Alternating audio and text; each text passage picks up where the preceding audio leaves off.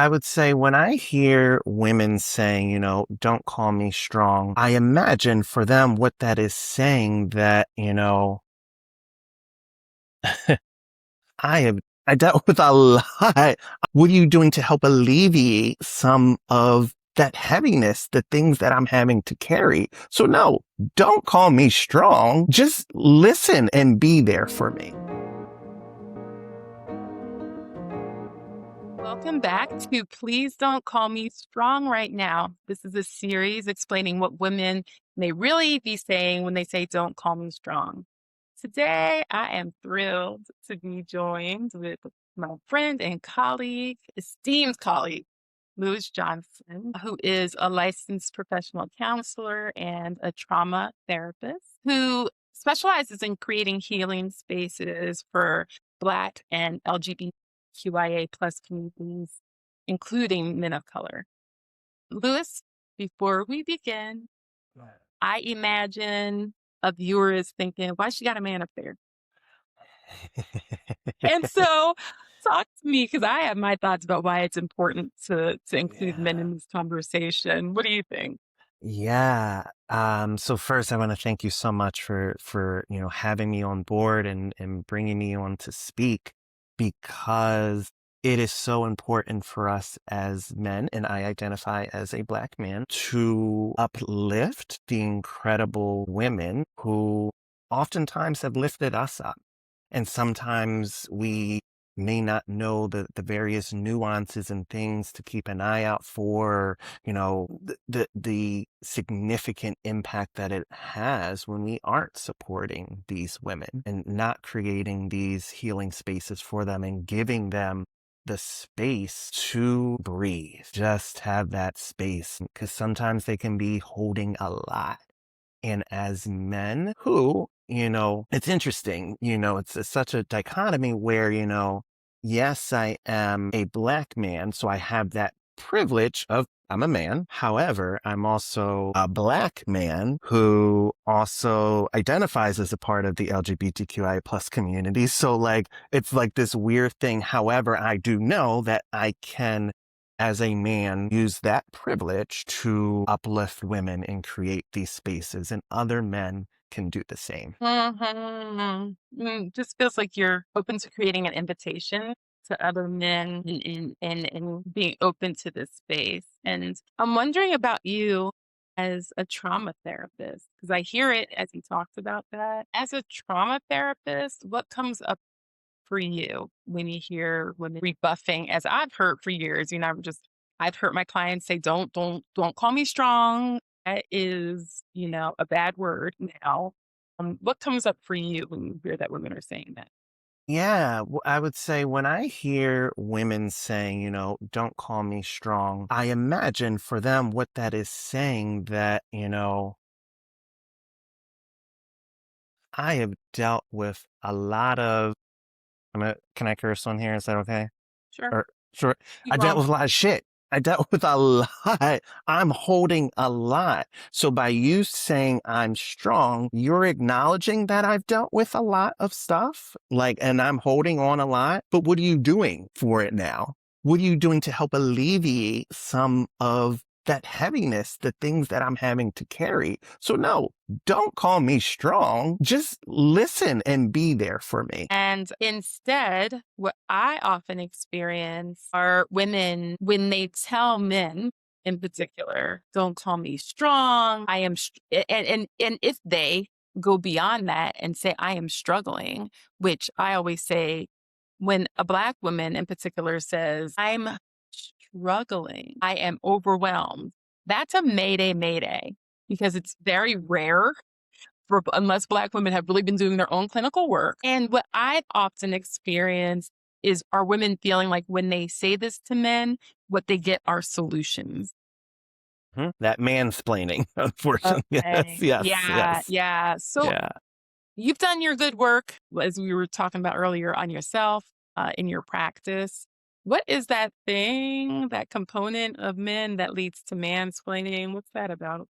I would say centuries, and I'm not saying it's a good thing, but centuries of toxic masculinity Mm. that I feel, this is my own belief, I feel is rooted in white body supremacy about, men being the superior gender. And it's very much ingrained, just like intergenerational trauma and how trauma is passed down. I feel at least that patriarchy, that masculinity is a trauma in some way. And there's a lot of work to be done to heal that trauma. I think there's a lot of power in masculinity. Like I do. Like I think I am proud to be a man. And I also know that there's a lot that I will continue to do to undo these narratives about what it means to be a man and how to be with women.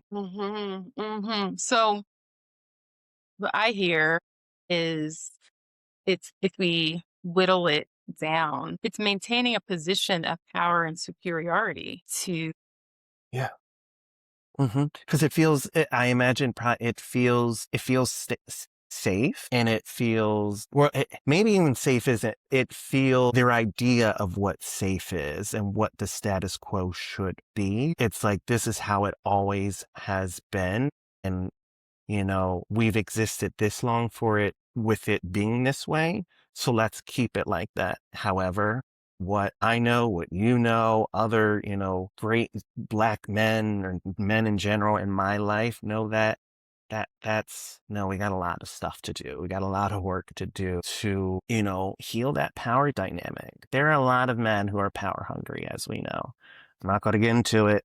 We can all name a few. There are, though, and that is the issue, to the point where I believe, just my own belief, there's very much a reason why we have not had a woman president yet. mm, say that, say that. Like there's a reason, because no matter how qualified a person is, there's still that belief that women should not be in power. Whereas I'm like, let's do it up. Like, please. Like, I'm ready. Like, I've been ready for this. So, yeah. So what's an alternative? Like, how can men land other than like, okay, I've got the solution. And then I think what I've experienced is like, if they feel like they don't have a solution, frustration. Like, there's like this like freeze response almost of I have to disconnect from this until I have a solution. What do you think is like an alternative space for, way for men to respond when a woman says, I'm feeling overwhelmed, I'm upset, I need help? The first thing that comes to mind, and this is something, it requires a lot of work, like I'll be the first to say, is embracing the sacred pause that I, like to refer to. And there's so much power, more, I'm saying power, but really power in that pause. And, what that pause looks like, for me as a clinician, as a therapist, is literally almost like pressing a pause and simply just listening to that person, creating this space where this woman can share what's going on. However, it comes to men, getting out of their own way. It's like, taking off your ego and putting it aside. However, the only way that's done is through conversations like this. And, I would say creating spaces for men to educate them on this kind of thing, which is why I really take a lot of pride in my work in, working with Black men in particular is a lot of my focus, and helping them to slowly uncover how their idea of what masculinity is can be damaging. That's good stuff. This is a little pause to let the women that are listening to this know. This is a recording that maybe you should pass on to the men that in your life that you love because Lewis is dropping gems. So you and I both know that like the vast majority of women, far too many, not all women, and particularly in my work, Black women, have a hard time accessing the fact that they're feeling overwhelmed or that they're not okay. What do you think men sometimes misunderstand about women who are seen as strong? What do you think they're not getting? I think missing the underlying meaning behind that, what they see as that strength.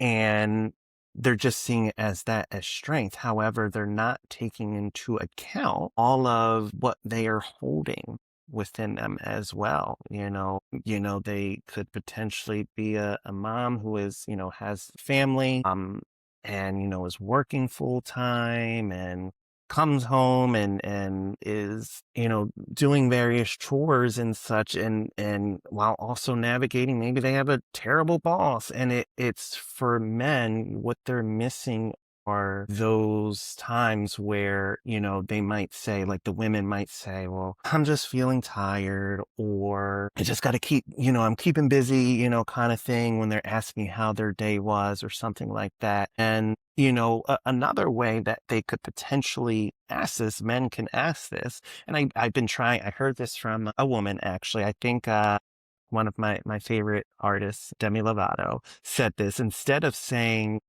how are you doing kind of thing, because as that has become a very superficial thing that people are saying, not really expecting a response. And instead, you know, men, we can ask the women, how is your heart today? How is your heart today? And allow them, or, another one that I will ask clients, like, how are you managing?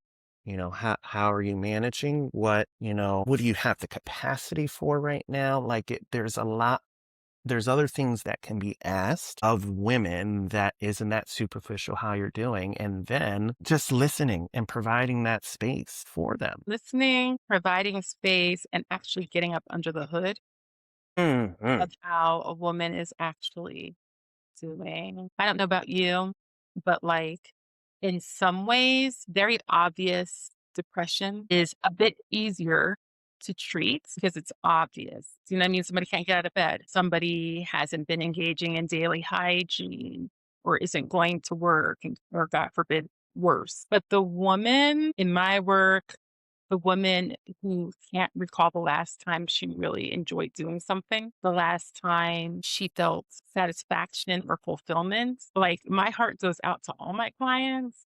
And I think that that is often what's under the hood of women who are considered strong. It's that, like, I talk about productivity that is in support of capitalism, and how for Black folks, this idea of, and for the purpose of this conversation, Black women, for the idea of producing and working, that this is a historical kind of imprint that's been placed on us. We can have half a leg hanging off of us and dragging down behind us as we walk down the street, but we'll still show up to work on time and do all the things. And a woman who is overwhelmed, if you ask her how she's doing, right? I think there's something to talk about, like someone who sees that leg dragging behind her, Right, right, figuratively, right. and maybe doesn't say anything because when they ask her how she's doing, she says, I'm fine, I'm okay, getting through. And that it's radical for people to create spaces that say, how can I support you? It's also radical, in particular for Black women, for somebody to notice your hurt and to actually, as you say, like, care Yeah. and not want the superficial response back of, I'm okay. Which leads me to wondering, like, what do you think? Like, let's imagine, what do you think becomes possible when we're going to be hopeful? When Black men learn to see underneath, like a mask, an expectation of Black women's strength. And those men also examine their own relationship to vulnerability and protection. What do you think is possible for all of us collectively?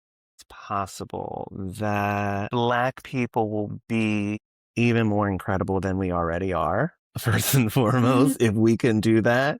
Truly, like, because that is what happens when there is a lack of access to resources, education, therapy, healthcare, the whole nine yards, food insecurities as well. It allows white body supremacy to continue in the ways that it does. However, if I feel that if Black men are able to get in tune with that and really, connect with these women in that way, that it will be something extraordinary that will occur. And it makes me think about what is it? December 21st is when Black people got their superpowers. You remember that? Like, so it's like Mhm. I think there would be so much power because like we would have there would be a new type of knowledge and connection that would be unbreakable. It's already pretty strong, but like just imagine that there is this, relational piece between men and women where in all persons, Black persons around, feelings, emotions and having that connection within their body, I think we'd be unstoppable. Unstoppable. It makes me think of Wakanda. It does, yes. And then Absolutely.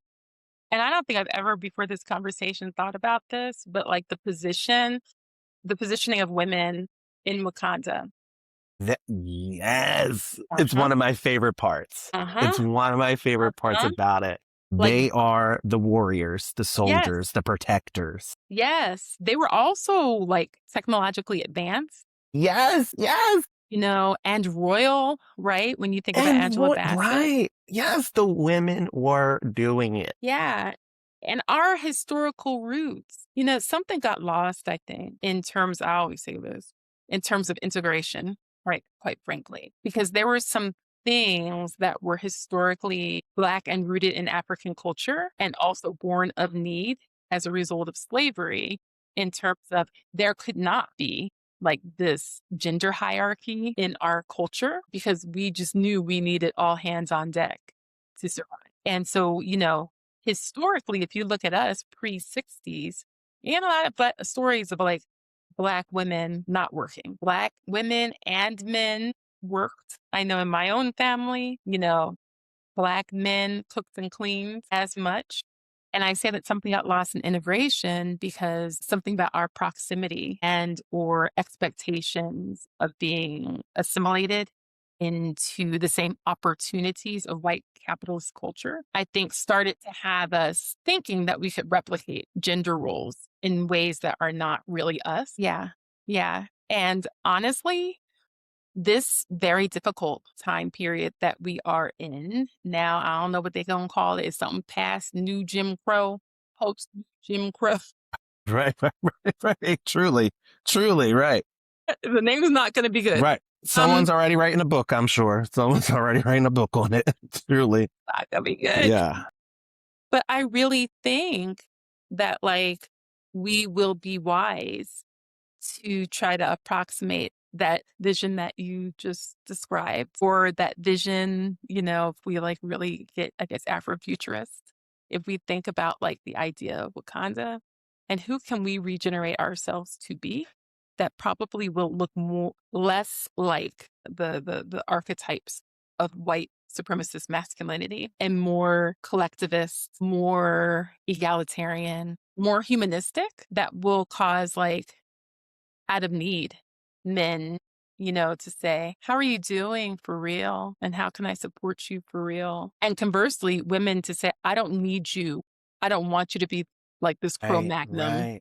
archetype. Right, right. I appreciate you saying that, because that I imagine probably will require like a little undoing because it might be, I imagine for women might be a little dysregulating to hear a man potentially say like, "How are you doing for real?" And that may be like, okay, what is going on here kind of thing like that. Also because it's been so ingrained in them, unfortunately, of like men not caring. So then it's going to be like, okay, what do you want? Like, what do you want kind of thing from this? Yes. Yeah. Yeah. Which is when I think people like you and I who do the healing work become even more important in the time that are not entering, that we are in. We're in it. We're Yeah. here. Yeah. Yeah. And so I guess that's maybe the main takeaway from one of the main takeaways from this conversation for me. And thank you so much, is this idea of men asking women, how are you doing? And for real, how can I help you? What do you need from me? Maybe it's just listening or that sacred pause Yeah. that you Yeah. talked about. Asking how I can support you because don't assume they want help. Just what can I do to support you? Like, how can I support you? And if they're like, nothing, take a step back, but continue checking in. Like that continue checking in and just listening is so important. Yeah. Yeah. And men who this recording has been forwarded to, that's the real game. You talk about game, You're like right. this is a game. You know, if men, I'm not saying that's like gameplay women, but I'm Right, saying right, right, right. like the way that women will respond to men very, very differently is could probably be astronomical. Lewis, how can people find you, find your work? Yeah, absolutely. So I am on Instagram at the Lotus Center, for, the Lotus Center for Wellness and Healing. And my website is www.thelotuscenteruh.com as well. Feel free to reach out. I am trying to actively do this work, not only in my own practice and personally, but with these men and to help change the narrative. That's why I knew you were just going to be right man to have this Thank you. conversation with. Thank Thank you. you so much for everyone who's listening. Please join us for our next episode. I look forward to continuing the conversation.